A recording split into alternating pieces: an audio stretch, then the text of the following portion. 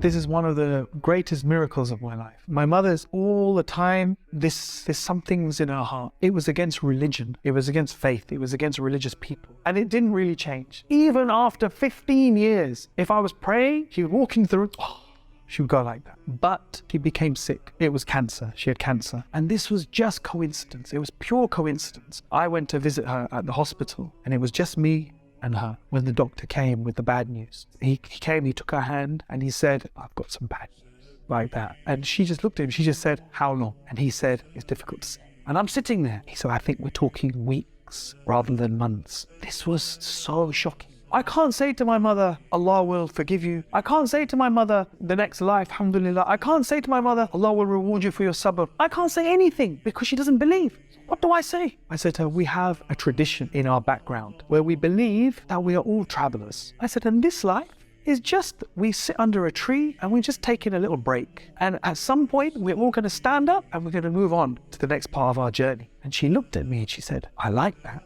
And that touched her, something in her heart. Then the next thing happened, mashallah, my cousin, the same one we were very close to, he sent her an email because she was like a mother to him. And you know, at the bottom of your email, you can have a little tagline. He's happened to be at that time a quote by the poet and author, the Nobel Prize winning author, George Bernard Shaw. And my mother loved George Bernard Shaw. She was always quoting George Bernard Shaw. And at the bottom of the thing, George Bernard Shaw had said this quote about the Prophet Muhammad.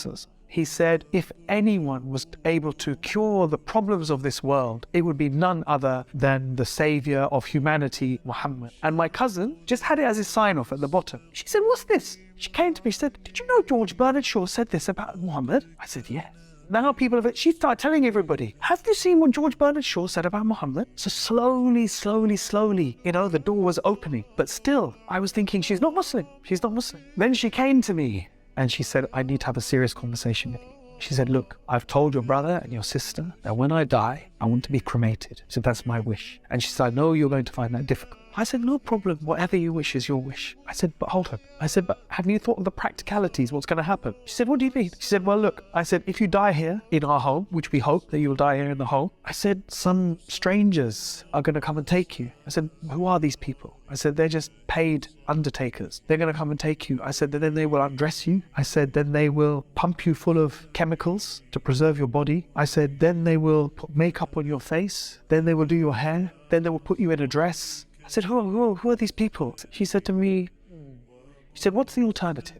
I said, your sons will carry you and no one will see you and your dignity will be preserved at all times. I said, and you will take them to the local center.